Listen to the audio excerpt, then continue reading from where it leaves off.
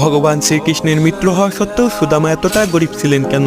একসময় এক গরিব ব্রাহ্মণী বাসুদেবের নাম জপ করে আর ভিক্ষা করে জীবন কাটাতো। এমন এক সময় আসে যখন তিনি 5 দিন পর্যন্ত কোনো ভিক্ষা পাননি, আর সে প্রতিদিন জলপান করেই ঘুমিয়ে পড়তো। ষষ্ঠম দিন দান হিসেবে কিছু ছোলা পান, আর উনি ভাবে পরের দিন প্রভুকে ভোগ লাগিয়ে তারপর ছোলা খাবে। কিন্তু রাতে ওনার কুটিরে কিছু চোর আসে আর স্বর্ণের পুটলিকে সোনার মোহর ভেবে চুরি করে নেন। আওয়াজ শুনে ব্রাহ্মণী জেগে যায়, আর তার চিৎকার শুনে গ্রামবাসীরা চোরকে ধরার চেষ্টা করে। তখনই চোর সন্দীপনী মুনির আশ্রমে গিয়ে লুকায়, আর তাড়াহুড়োর ছোলার পুটলি সেখানেই রয়ে যায়। পরের দিন গুরুমাতা সেই ছোলা পায়। যখন ব্রাহ্মণী জানতে পারে যে চোর ছোলার পুটলি চুরি করে নিয়েছে, তখন সে অভিশাপ দেয় যে ওই ছোলা খাবে সে দরিদ্র হয়ে যাবে। সুদামা আর শ্রীকৃষ্ণ যখন জঙ্গলে কাঠ আনতে যায়, তখন গুরুমাতা সেই ছোলা সুদামাকে দেয় আর বলে খিদে লাগলে দুজনে খেয়ে নিও। সুদামা একজন ব্রহ্মজ্ঞানী ছিলেন, আর ছোলা হাতে আসতেই উনি সবকিছু বুঝে যান আর ভাবে যদি শ্রীকৃষ্ণ এই ছোলা খায় তাহলে সমস্ত সৃষ্টি গরিব হয়ে যাবে। এজন্য নিজে সেই ছোলা খেয়ে স্বয়ং গরিব হয়ে যায়।